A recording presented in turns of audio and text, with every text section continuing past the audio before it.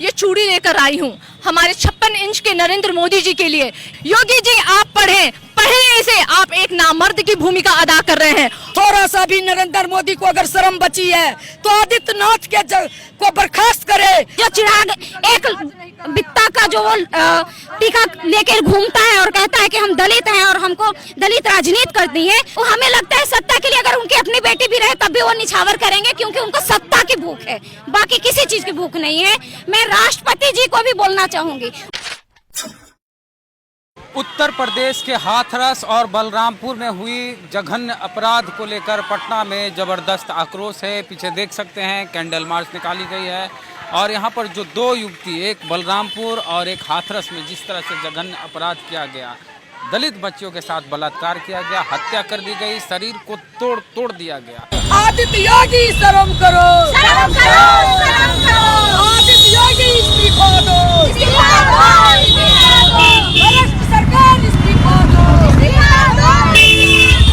ये सरकार निकम्मी है, सरकार बदल दो, ताज बदल दो। उत्तर प्रदेश ही नहीं, जब से ये नरेंद्र मोदी देश की गद्दी पर बैठा है, इस देश की महिला सुरक्षित नहीं है। खास करके यूपी और बिहार में महिलाओं को आए दिन बलात्कार, हत्या और गैंगरेप हो रहा है। छोटी छोटी बच्चियों के साथ बलात्कार और गैंगरेप हो रहा है। और नरेंद्र मोदी जो नारा दिया था बेटी बचाओ और बेटी पढ़ाओ, इस निकम्मी सरकार को चूड़ी पहन करके गद्दी छोड़ना चाहिए। इनको क्या पता बेटी किसको कहते हैं। ये जो आदित्यनाथ योगी है, मनीषा वाल्मीकि के साथ जो जयदाती हुई, उसके साथ जो बलात्कार हुआ, उसका जो जीभ काट लिया गया, उसका जो हाथ पैर तोड़ दिया गया, कमर तोड़ दिया गया, उचित उसका इलाज नहीं हुआ। और जब उसका माँ बाप पुलिस के पास उसका लाश मांगने के लिए गया तो उसका लाश नहीं मिला। और वहाँ इतना मनबरू और मनचलू आदित्यनाथ योगी की सरकार है कि उसका लाश नहीं दिया और पुलिस ने उसका जो है लाश को किरासन तेल छिड़क करके, पेट्रोल छिड़क करके जलाने का काम किया। इससे साबित होता है कि इस देश में जो नरेंद्र मोदी है और उसका जो जहां उसकी सरकार है बीजेपी की सरकार, या बिहार में बीजेपी गठबंधन की सरकार, वहां पे महिला सुरक्षित नहीं है।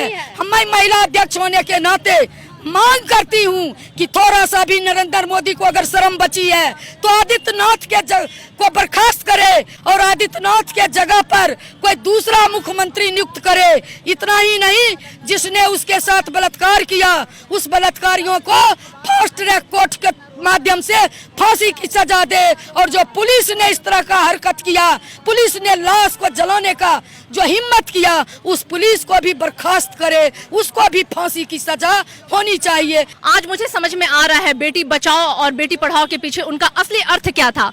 वो बेटी बचाओ का नारा इसलिए था कि आप सब अपनी बेटियों को बचा लीजिए, हमारे राक्षस आज सड़क पे उतर गए हैं उनकी बेटियों को नोचने के लिए। बेटी पढ़ाओ का नारा उनका इसके लिए था कि आप अगर अपनी बेटियों को पढ़ने के लिए भेजेंगे तो हमारे राक्षस उनको उठाएंगे, उनका अपहरण करेंगे, उनका सामूहिक बलात्कार करेंगे और उनकी हत्या करेंगे।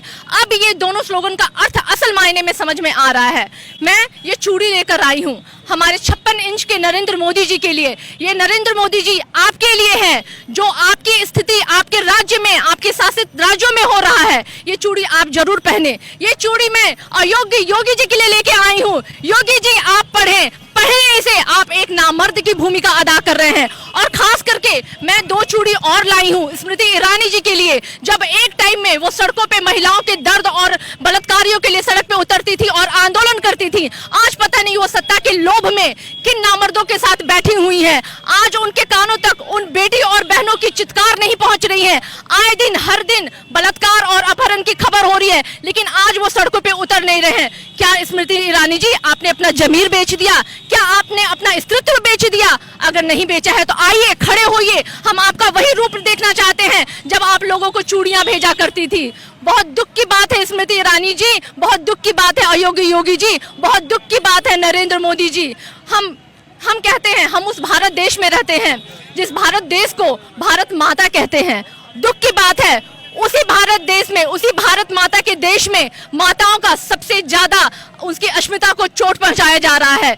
जिस देश में माँ दुर्गा और माँ काली की पूजा होती है, वहीं पे माँ और बेटियों और बहनों की इज्जत को तार तार किया जा रहा है। शर्म की बात है। शर्मिंदा हूं मैं, शर्मिंदा हो आप, शर्मिंदा हम सबको होना चाहिए जो आज स्थिति हमारी देश की बनी हुई है। लगातार आप देखिए, अभी आप मनीषा का चिता की आग ठंडी भी नहीं हुई, दूसरा एक और कांड हो गया बलरामपुर में। और आप देखिए उसके बाद अभी हम हो सकता है बात कर रहे हैं, एक कहीं और दुर्घटना घट चुकी होगी। हम इतने डरे हुए हैं, हमारी बेटियां सुरक्षित नहीं है, हम सुरक्षित नहीं है।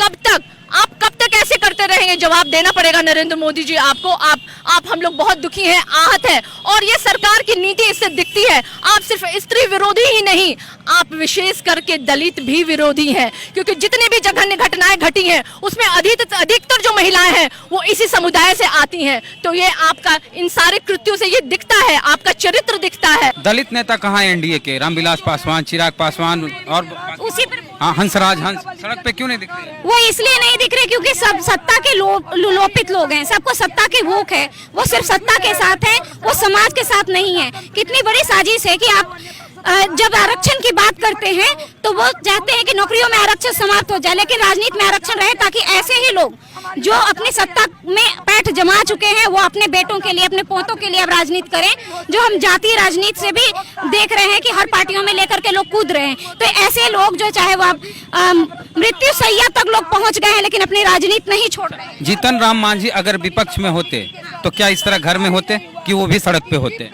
अगर वो विपक्ष पे होते तो सड़क पे होते। आज रामविलास पासवान भी अगर विपक्ष पे होते तो सड़क पर होते। जो चिराग एक बित्ता का जो वो टीका लेकर घूमता है और कहता है कि हम दलित हैं और हमको दलित राजनीति करनी है, तो वो भी आज सड़क पर होते। लेकिन आज वो चूंकि एनडीए के साथ है, एक ऐसे शासक वर्ग के साथ है जो वो आज भी महिलाओं के विषय पे एक शब्द नहीं बोलते हैं। कंगना के लिए वो ट्वीट करते हैं कि कंगना इस देश की बेटी है, लेकिन जब हमारी ज्योति पासवान की हत्या होती है, मनीषा की हत्या होती है और रेप होता है तो उसका एक ट्वीट नहीं आता। इसका मतलब वो असंवेदनशील है। घर की बहन बेटी की इज्जत तार तार हो जाए सत्ता।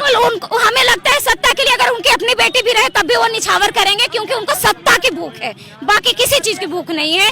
मैं राष्ट्रपति जी को भी बोलना चाहूंगी, वो दलित वर्ग के आते हैं और खुद उस जगह पे बैठ के भी जिस तरीके की राजनीति वो करवा रहे हैं और वो हर बिल को ऐसे पास करते जा रहे हैं जिससे कि पूरा गरीब तबका इससे प्रभावित होगा। और वो बिल्कुल एक तरीके की मानववादी जो व्यवस्था है उसके गुलाम है, ना कि हमारे राष्ट्रपति के लिए। मुझे उसमें बिल्कुल सीना चौड़ा नहीं होता कि हमारे राष्ट्रपति है। क्या नारायणन भी राष्ट्रपति रहे हैं, मैं कहना चाहूंगी, मुझे आज उन पे गर्व होता है।